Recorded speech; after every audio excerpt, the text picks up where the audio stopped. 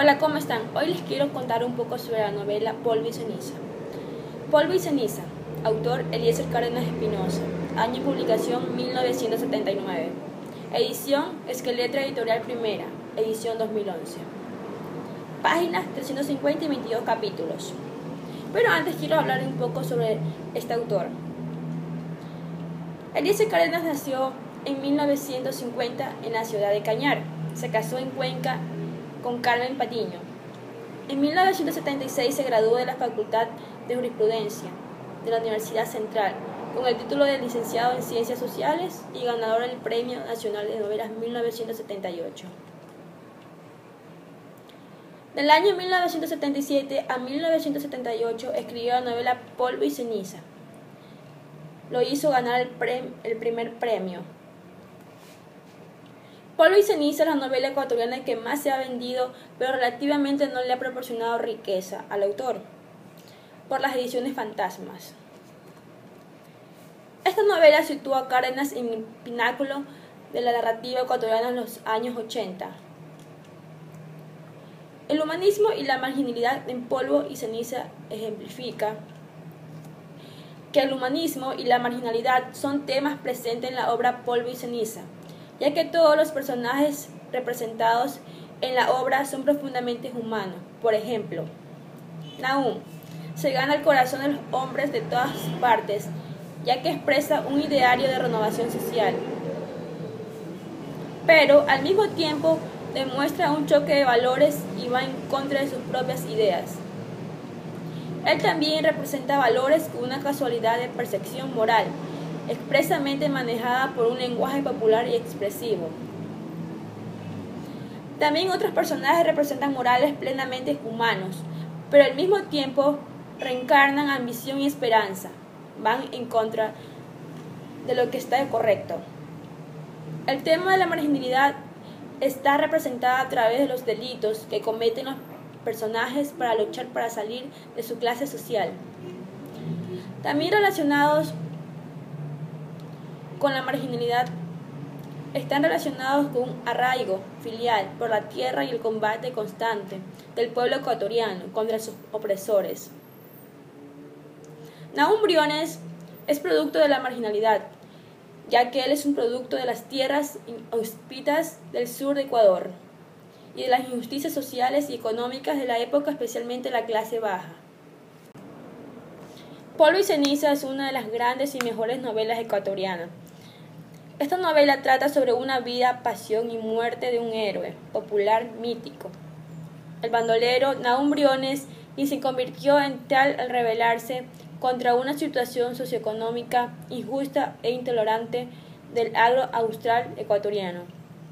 Nahum Briones es un bandolero más famoso del todo el Ecuador y al sur de Perú, que principalmente operó en el campo lojano por aquella primera mitad del siglo XX. Temido por los ricos y amado por los pobres, la pobreza que tuvo en su infancia hizo que comience a robar a los ricos hacendados para favorecer al campesino pobre que padecía hambre y que era explotado por los patrones de los ricos. En su larga vida se enfrentó contra los más ricos y poderosos con el ejército y policía de Ecuador. Con la ayuda de los campesinos, él lograba escapar muchas veces, evadió frecuentemente las persecuciones de grupos armados o del ejército. Creó un grupo de bandoleros para luchar contra la desigualdad, la explotación, la miseria y la injusticia hacia el campesino pobre. Después de la muerte de Nahum, él vivió por la memoria colectiva de todo el pueblo y principalmente de todos los campesinos que ayudó. Hablaremos de algunos capítulos.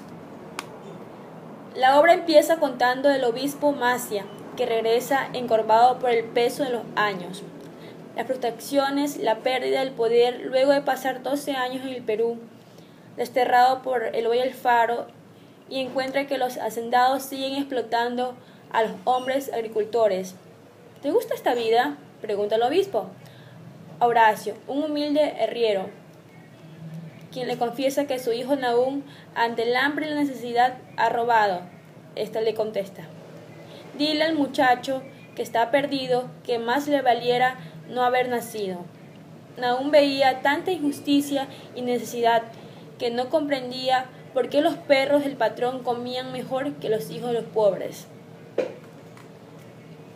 Luego, con la muerte de Horacio, padre de Nahum, y la desesperación de la madre en la pérdida de su amado esposo, el tío Mardoqueo se aprovecha que la madre no sabe leer, le hace firmar un papel y se queda con los pocos bienes, incluyendo la mula Felicia, la cual siempre acompañó a todos los lados al riego Horacio.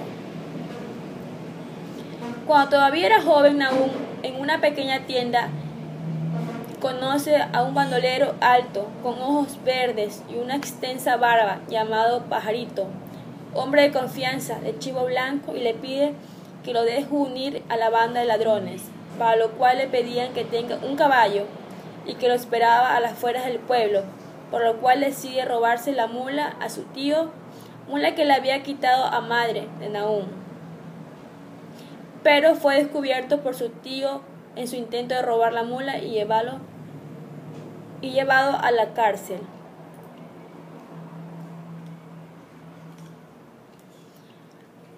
Pasó preso 5 meses, luego salió y buscó de nuevo a Pajarito, al cual lo había salvado de la muerte hace años atrás. Se roba una pistola y fue buscado. Al encontrarlo a él, también encontró al grupo de bandoleros, liderado por el chivo blanco, el cual preguntó a Pajarito si conoce a ese muchacho. Pajarito le cuenta que ese chico lo salvó cuando era perseguido y por eso fue aceptado en la banda del chivo blanco. Pajarito fue el maestro de Nahum por muchos años. Él le enseñó todo a aquel joven que se estaba iniciando como bandolero. Pasaron los años hasta cuando el Pajarito le dio la peste, una enfermedad muy contagiosa, por lo que todos huyeron y solo Nahum se quedó a su lado hasta la muerte.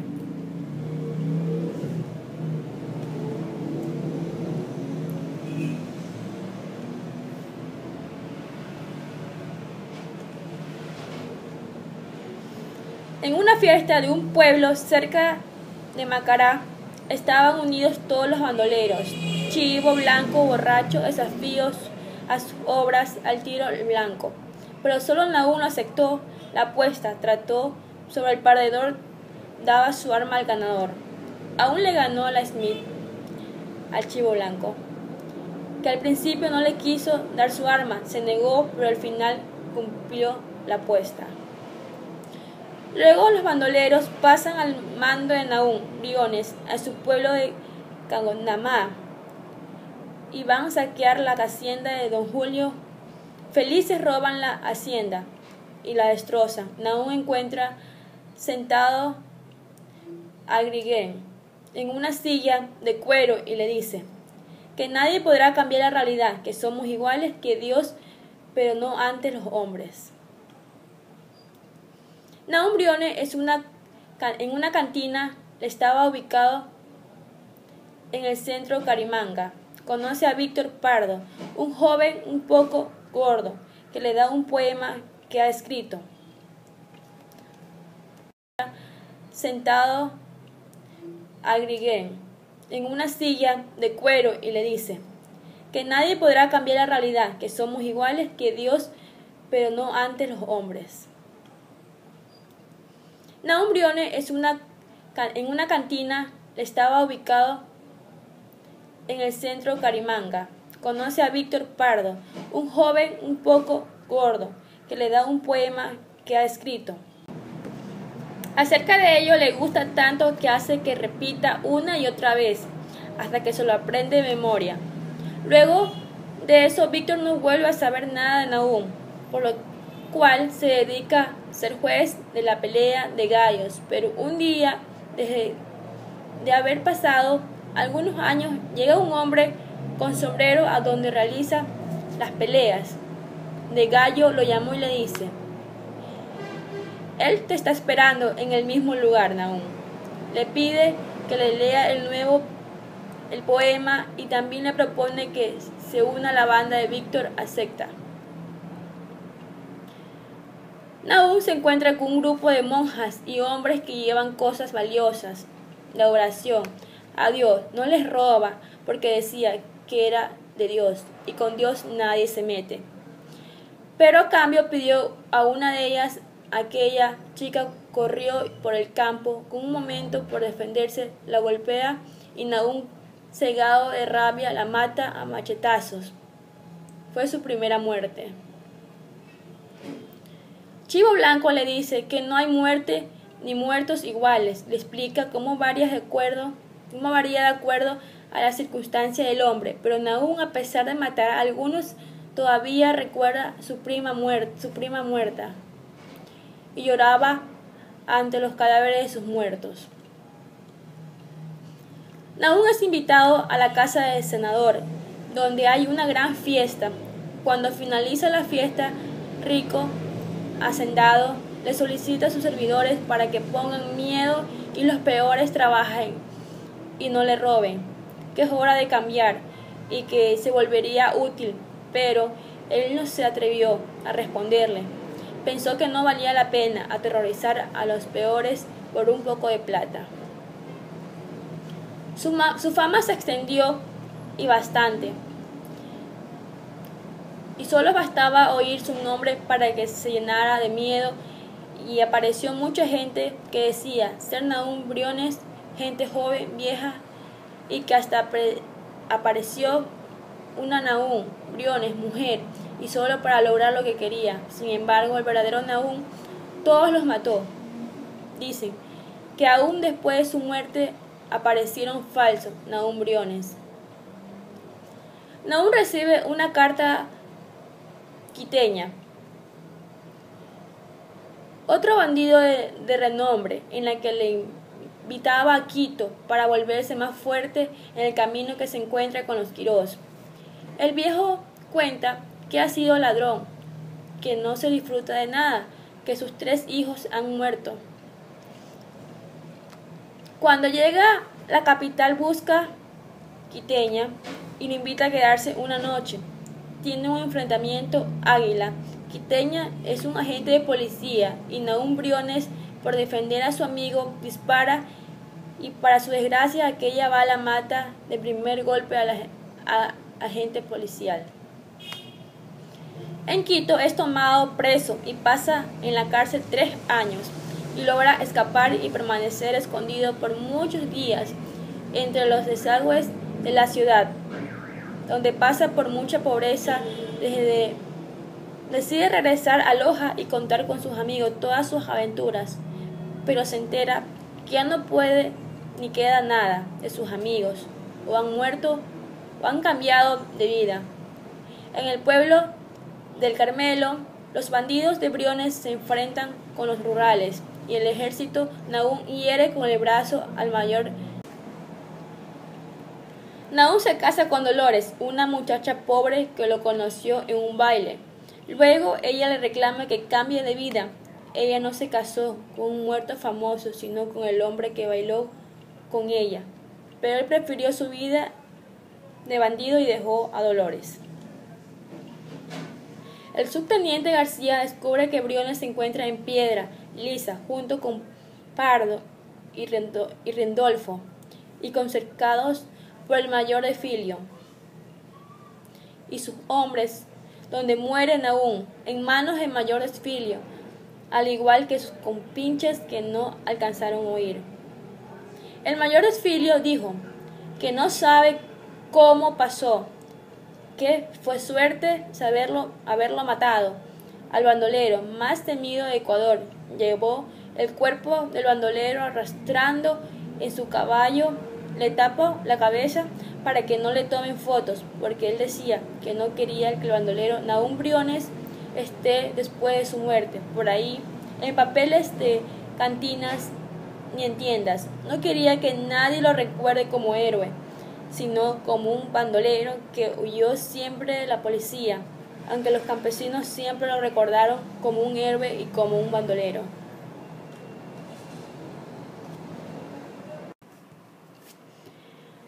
ahora hablaré un poco más sobre las características de los personajes de la novela. Nahum Briones es el protagonista de la obra y es un hombre con grandes efectos y virtudes que se ve obligado a robar y asesinar para poder salir de su angustia pobreza. Después de la muerte de su padre, de esta forma comienza a usar sus crímenes para ayudar al resto de personas pobres como el que había en el sur del Ecuador. Pero a pesar de tener gestos tan profundamente humildes, solidarios y generosos, a veces traicionan esos valores, dejándose llevar por la ambición.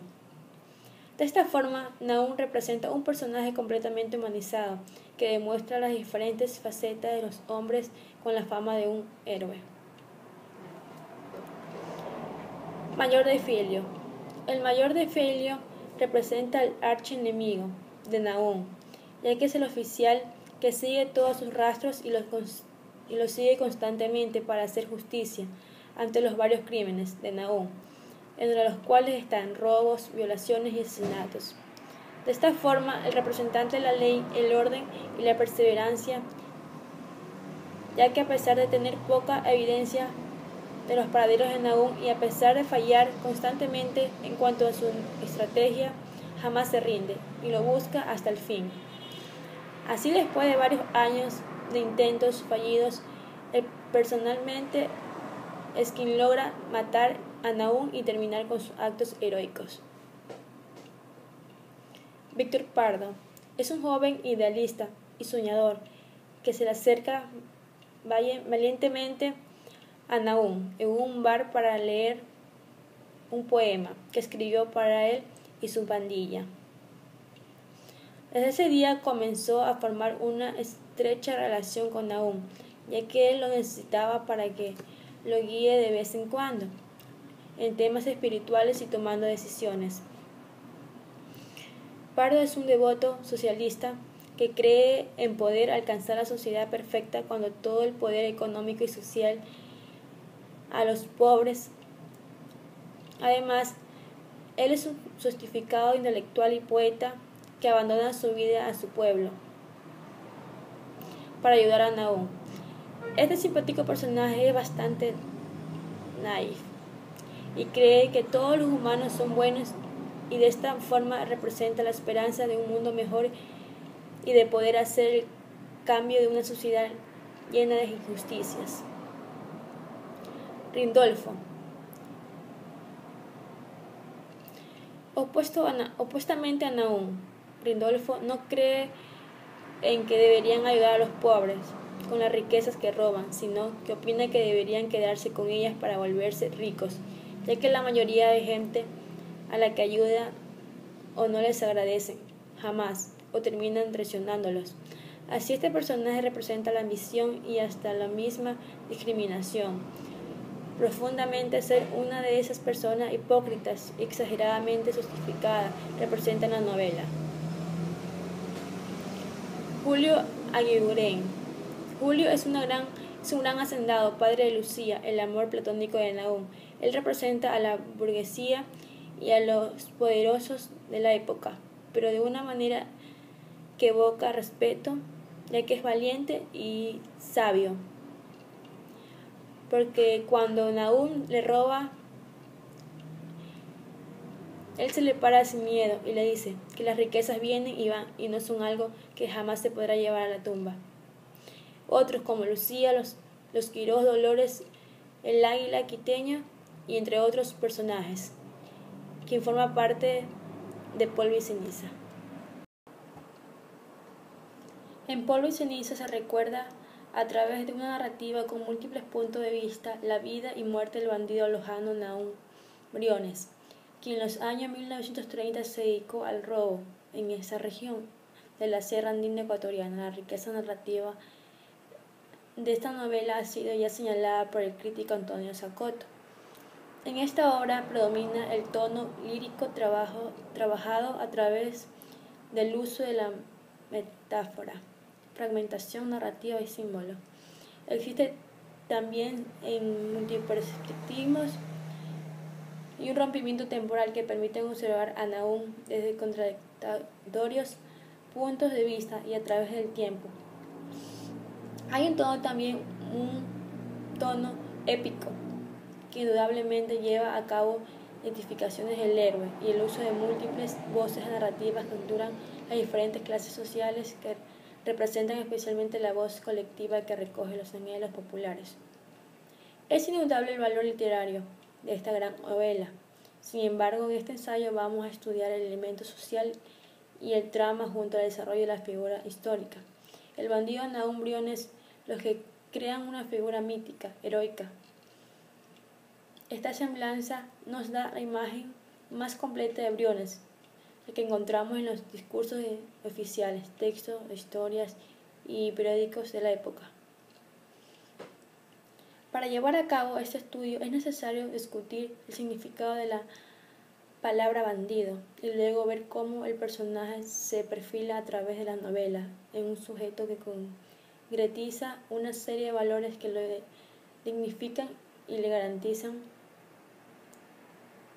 la sitial en la memoria popular, haciendo la ficción una manera eficaz de captar la historia del pueblo, es decir, la ficción y el mito articulan la manera en que la gente quiere recordar el cómo y el qué del pasado.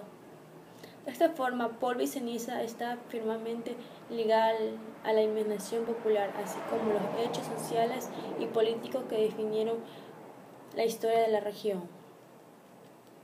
El bandido como figura cultural e histórico ha tenido siempre un lugar en el arte, ya sea en la literaria, romances, novelas, canciones populares o en la pintura. Delimitar, sin embargo, el concepto de bandido es un tanto difícil debido a que las connotaciones del término varían según quien ostente el poder de definirlo. Para los terratenientes, el bandido es una peste que atenta contra la propiedad privada. La suya, para la ley, es un forajido y asesino que rompe las normas del orden social y político. Para la Iglesia, es un pecador que codifica los bienes de otros y mata, sin piedad.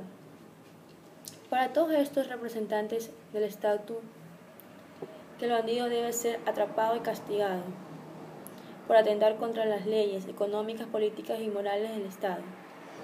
Pero para los campesinos, el bandido es uno de ellos, es un personaje que ha causado violar las leyes injustas y reclamar lo que naturalmente es suyo, la tierra que trabajan, el producto que producen.